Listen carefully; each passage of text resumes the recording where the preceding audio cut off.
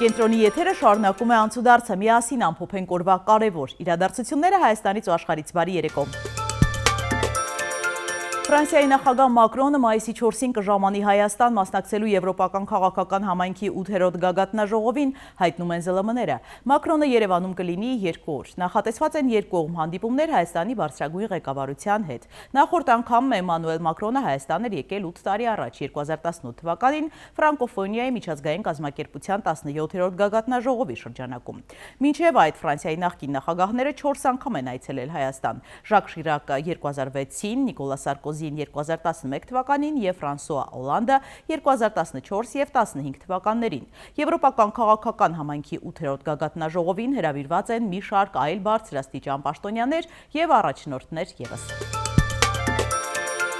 Կեղծ տեղեկություններ տարածելով փորձել են ատելություն սերմանել Արշակ Սրբազանի նկատմամբ, լրագրողների հետ զրույցում ասել է Արշակ arczepiskopos Խաչատրյանի փաստաբան Արսեն Բաբայանը։ Նրանք այդ մասին վկայող եզրակացություններ են ստացել։ Այնինչ քննչական կոմիտեն հայտարարել է, որ քրեավարական շրջանակներից դուրս իրականացված փորձաքննությունները ապացուցողական բնույթի նշանակություն չունեն։ Մի քանի անկախ ցուցիչներ, ծրագրային արտահանման բնութագրեր, ժամանակային վերակառուցում, կադրերի վերաօգտագործման նշաններ, մնացորդային կայունացման օրինաչափություններ, ֆիքսված կադրի կոմպոզիցիա ցույց են տալիս, որ ներկայացված նյութերը հանդիսանում են մասնագիտացված ծրագրով ստեղծված կամ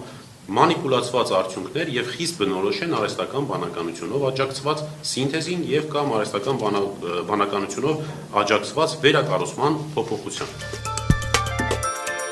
Նիկոլ Փաշինյանը Ամերիկայից Հայաստան է վերադառնում խաղաղության ավելի մեծ վստահությամբ։ Խաղաղության խորհրդի անդրանիկ նիստին մասնակցելուց հետո նա օդանավից կարճ տեսանյութ է հրապարակել։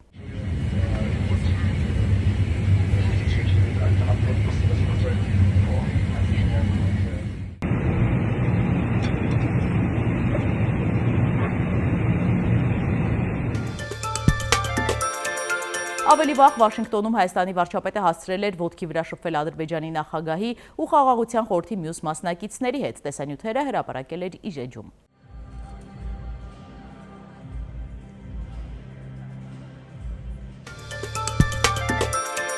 Մինչ Ալիևը ԱՄՆ ղեկավարության հետ իր հարցերն էր պարզում, նրա թիկնապահները Վաշինգտոնի փողոցներում ծեծում էին ռեժիմի դեմ բողոքող ադրբեջանցի ցուցարարներին։ Վտարանդի ադրբեջանցիները բարձրախոսով բղավել են ազատություն քաղբանտարկյալներին։ Բաքվի ռեժիմի խուսափողը հանդիսացող պետական լրատվամիջոցները գրել են, թե ապազգային արմատական խումբը փորձել է սադրանք կազմակերպել, վիրավորական և ոչ բարոյական արտահայտություններ է հնչեցրել պետության ղեկավարության հասցեին և միաժամանակ փորձել է ներթափանցել պահպանվող տարածք։ Ալիևի անվտանգության աշխատակիցների սանձարձակ պահվածքը որևէ հետևանք չի ունեցել։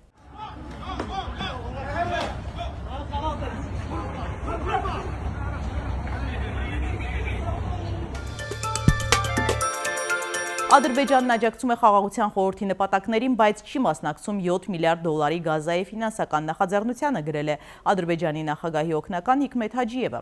Ապագայում Ադրբեջանը կարող է քննարկել Գազայում ներդրումային նախագծերին մասնակցելու հնարավորությունը խաղաղության խորհրդի մեխանիզմների միջոցով։ Թրամփի վարչակազմը նախատեսում է 5000 հոգանոց ռազմաբազա կառուցել Գազայի հարավում, որը կծառայի որպես բազմազգ միջազգային կայունացման ուժերի շտաբ, նորաստեղծ խաղաղության խորհրդի ներքո։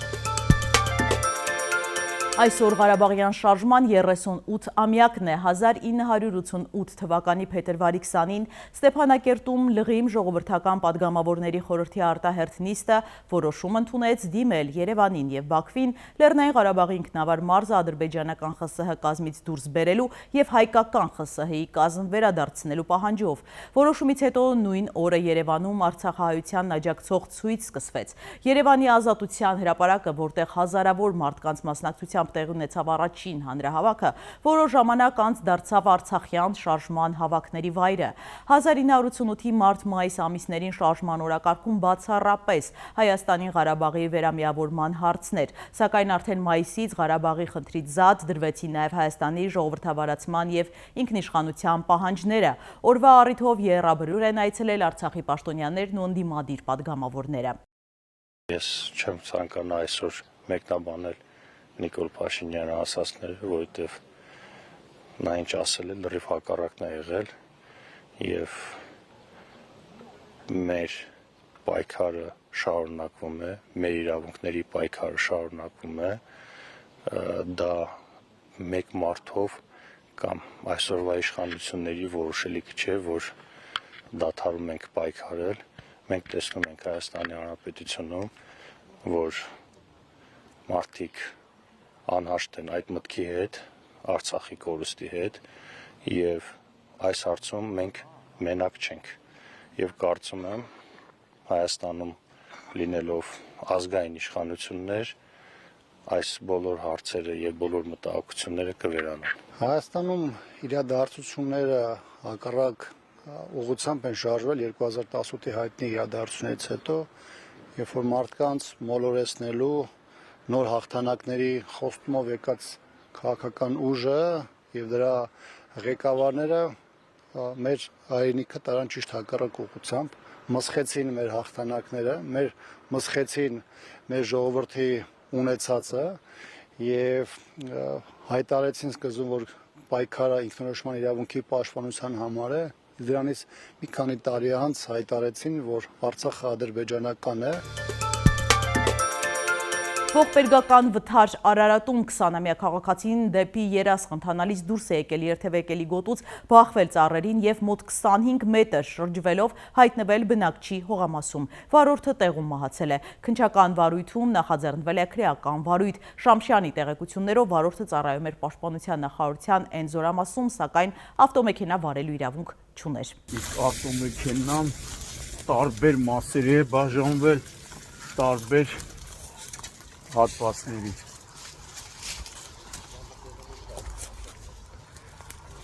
Մարմինն էլ հայտնաբերվել է ավտոմեքենայից դուրս։ Զանգվածային խուզարկություններ Արմավիրի մարզում ՆԳ նախարարությունը հայտնում է, որ քրեական ոստիկանության ծառայողները քննչական կոմիտեի գործընկերների հետ Արմավիրի մարզի շուրջ 2 տասնյակ հասցեներում իրականացնում են խուզարկություններ։ Ըստ լրատվամիջոցների խուզարկություններ են նաև Մերձավանում։ Տարածվել է տեսանյութ, որում երևում է, թե ինչպես են ավտոբուսներում ստուգում քաղաքացիները, վճարել են տոմսի համար, թե ոչ։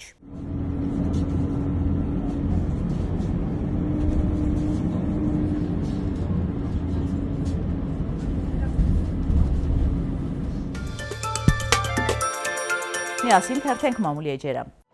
Հրապարակը գրում է, արցախցիներից շարունակում ենք դժգոհություններ ստանալ, որ Հայաստանի քաղաքացիության ընդունման հարցում միտումնավոր խոչընդոտներ են ստեղծում նրանց համար։ Հիշեցնենք, որ Փաշինյանի իշխանությունը որոշեց արցախցիներին տրված հայկական անձնագրերը փոխել, քանի որ դրանք տրամադրվել էին 070 կոդով։ 23-ից հետո շարունակ կոչ էին անում փոխել անձնագրերը, իսկ հիմա խոչընդոտում են նոտարների կողմից ձևական թերություններ հայտնաբերելով, էլեկտրոնային հերթագրումը խափանելով, դիմումներին ամիսներով ընթացք չտալով։ Դիցուք մեզ ասացին, որ կան մարդիկ, որ անցած տարվա նոյեմբերի վերջերին դիմել են քաղաքացիության համար, բայց մինչ օրս չեն ստացել։ Իհարկե, պատկան գերատեսչությունից վերջերս վստահեցրին, որ նման բան չկա, սակայն արցախցիների հաշվարկներով այսօրվա դրությամբ առնվազն 19000 մարդ դիմել է քաղաքացիության հարցով ու բյուրոկրատական քաշքշուկների մեջ հայտնվել։ Արցախցիները կասկածներ ունեն, որ իշխանությունները հասկացել են, նրանք հակաիշխանական դիրքորոշում ունեն, ընդդիմության էլեկտորատն են, ուստի միտումնավոր ձգձգում են նրանց փաստաթղթեր տալը, որպեսզի թույլ չտան, որ հունիսի 7-ի ընտրություններին մասնակցեն։ Ըստ ՆԳՆ-ի 2026 թվականի դրությամբ մոտ 30,000 արցախցի Հայաստանի քաղաքացի է դարձել, որից 9,000-ը երեխա։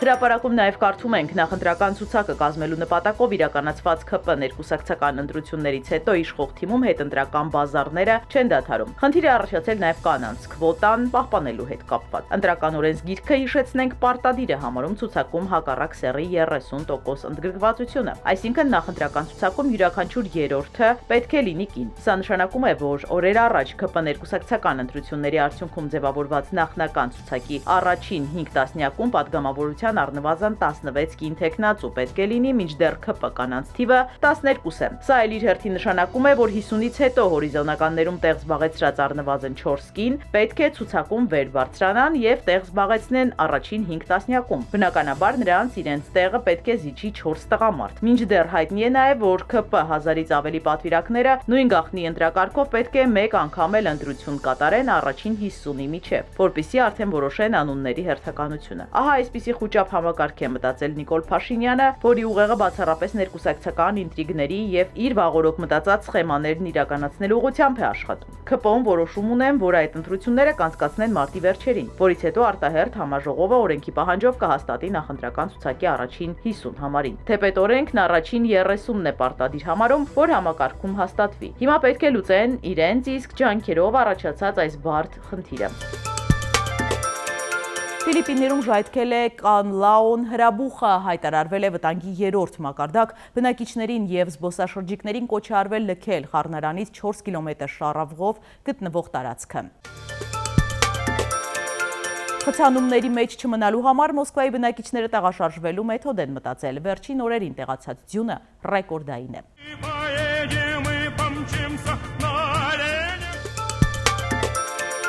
Հզոր ալիքներ Սև ծովում, ահա այսպիսին էր Քոբուլեթին այսօր, քամու հետևանքով ամբարտակներ եւ քաղաքային ենթակառուցվածքներ են վնասվել։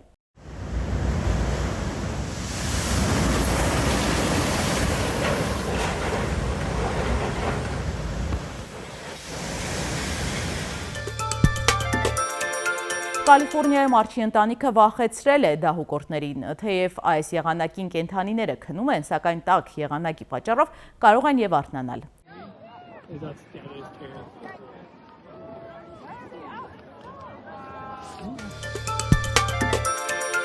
Եվ եղանակ առաջիկա օրերին տեղումներ չեն սպասվում, ջերմաստիճանը աստիճանաբար կնվազի։